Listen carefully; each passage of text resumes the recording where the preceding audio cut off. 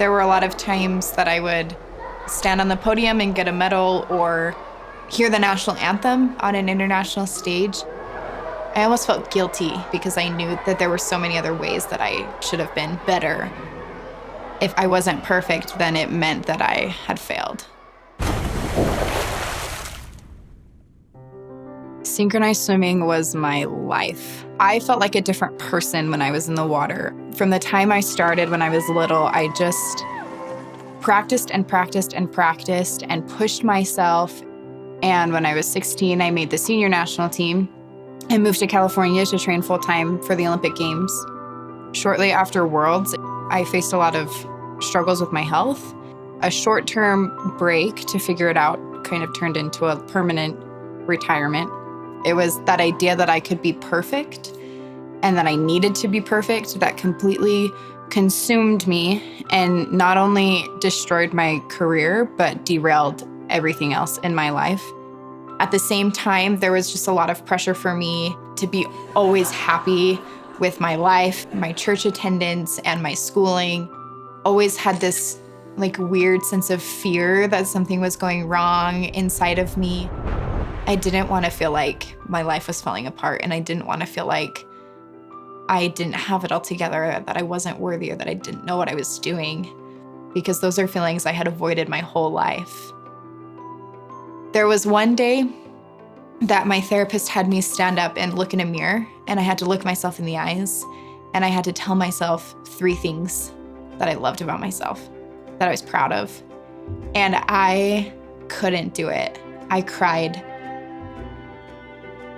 After I kind of broke down those walls, I think therapy really helped me have more control over what was happening in my head, what my thoughts really were and what they meant and where they were coming from. I grew up in a very religious home, and church attendance was always a very vital part of my life. And I had a testimony of God, and I felt like I had a relationship with God and with Jesus Christ, and I always felt like I could rely on him. But there was one day that I was sitting there and I was praying, trying to see what God thought of me. And I was asking him to show me that he loved me. And I just felt silence. Here I was praying, saying, "Where are you? I'm ready. I feel ready. I'm giving you these pains and these struggles, and you're not taking them." And that's what everyone has said that you are supposed to do, is take them.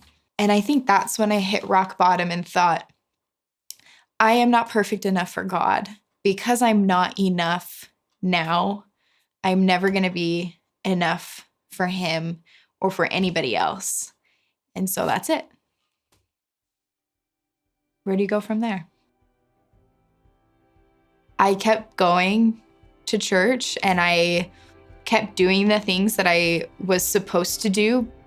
I was listening to someone speak, and all of a sudden, I just felt this warmth in my body, and it completely filled every empty space that I had. And I would even say that I had never felt anything like that in my life, ever. I felt like I could get myself to say, I am good because I know God. And I am good because I want God. And I am good because I believe in God. And that's enough. I definitely can't make everyone happy. And that's a really hard reality for me.